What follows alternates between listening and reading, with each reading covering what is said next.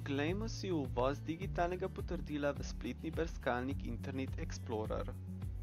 Nahajamo se v spletnem brskalniku Internet Explorer. V zgornjem levem kotu najdemo in kliknemo Orodja. Nato kliknemo Internetne možnosti.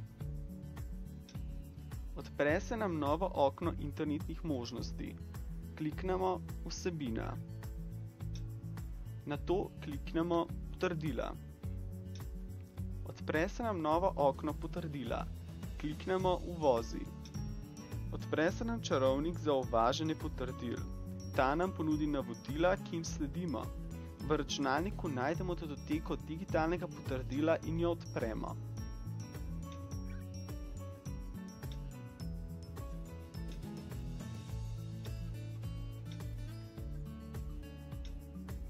Vtipkajmo geslo, ki smo ga uporabili za šifriranje te varnostne kopije potrdila. Pod možnosti uvoza obkljukamo vse možnosti, da omogočimo močno zaščito in nadaljnji izvoz tega digitalnega potrdila. Izberemo Shrani vsa potrdila v to shrambo in kliknemo Naprej. Naredimo hiter pregled in kliknemo Dokončaj. Odpre se nam novo okno Uvažanje novega zasebnega ključa za izmenjavo. Kliknemo Nastavitev ravni varnosti in izberemo Visoka. Nato kliknemo Naprej. Izmislimo si geslo, ki ga bomo uporabljali, ko bomo hoteli dostopati do tega digitalnega potrdila pri digitalnem podpisovanju ali prijavi na spletne strani, ki uporabljajo digitalna potrdila, na primer e-uprava. Nato kliknemo Dokončaj.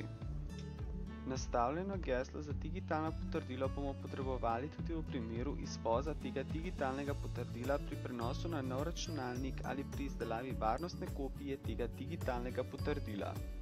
Opozorilo: geslo naj bo močno, sestavljeno iz najmanj 8 znakov, in sicer velikih in malih črk, številk in posebnih znakov, plus, minus, pika, zvezdica ali drugi.